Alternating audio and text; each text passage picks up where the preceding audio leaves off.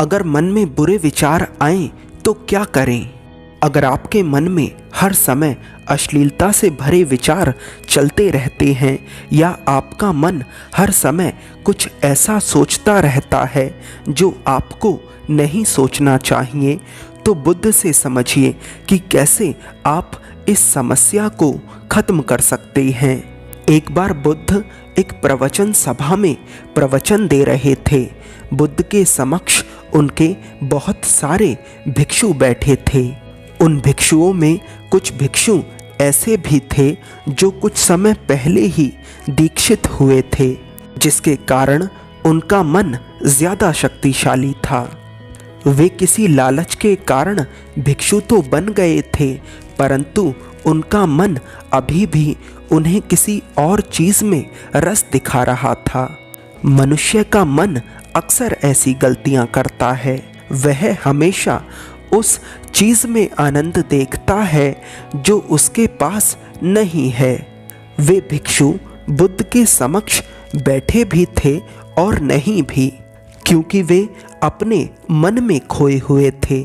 जहाँ जहाँ उनका मन जाता वहाँ वहाँ वे जाते।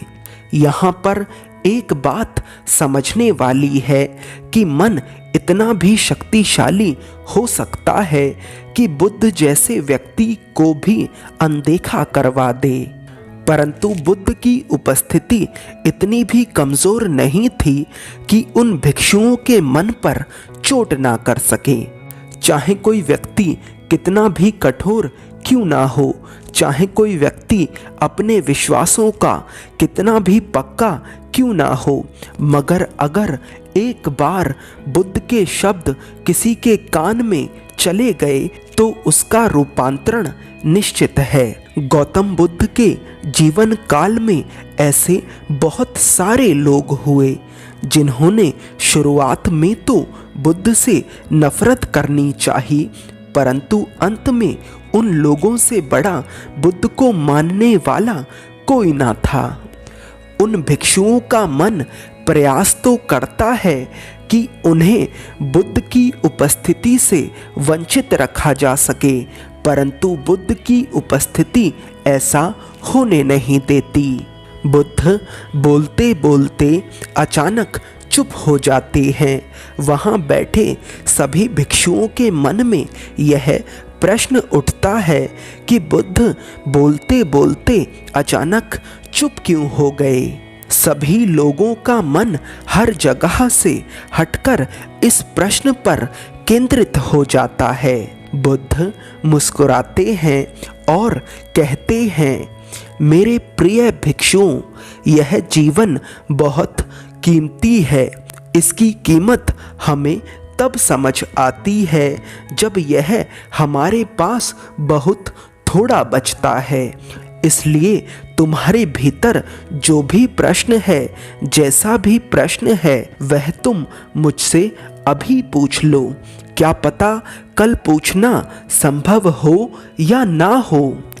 बुद्ध की बात सुन वे जो नए भिक्षु थे, जो कुछ दिन पहले ही दीक्षित हुए थे, उनमें से एक भिक्षु खड़ा होता है और बुद्ध के पास जा बुद्ध से कहता है, बुद्ध, मुझे समझ नहीं आ रहा है कि मैं आपसे इन प्रश्नों को कैसे पूछूं, परंतु क्योंकि कल का कोई भरोसा नहीं, इसलिए मुझे आज ही ये प्रश्न पूछने होंगे।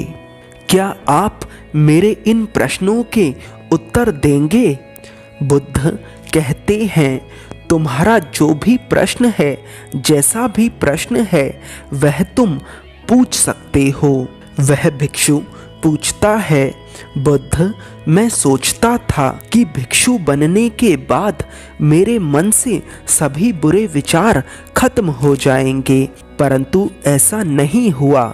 मेरे मन में अभी भी बुरे विचार आते हैं। मेरा मन अभी भी अश्लीलता में रस लेता है। मैं क्या करूं?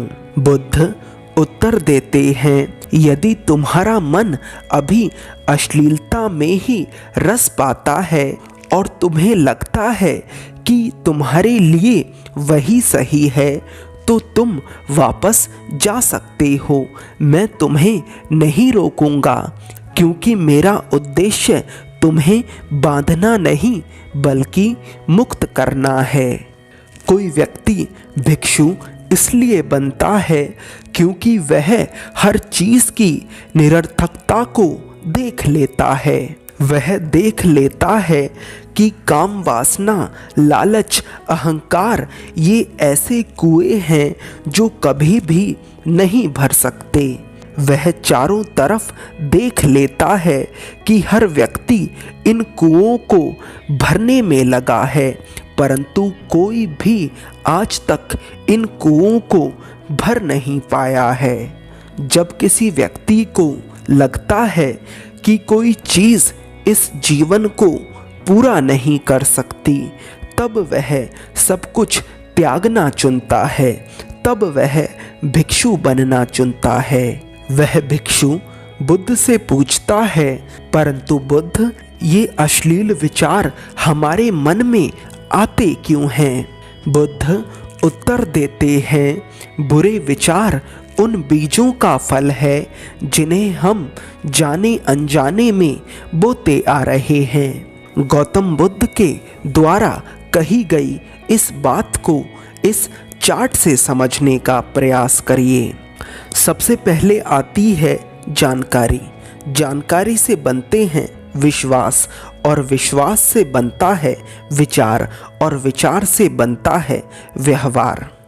वह भिक्षु बुद्ध से पूछता है, तो बुद्ध अब हमें क्या करना चाहिए?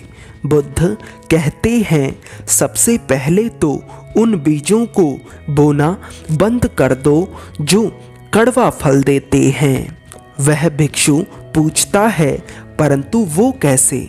बुद्ध कहते हैं, हर काम को होश के साथ करो।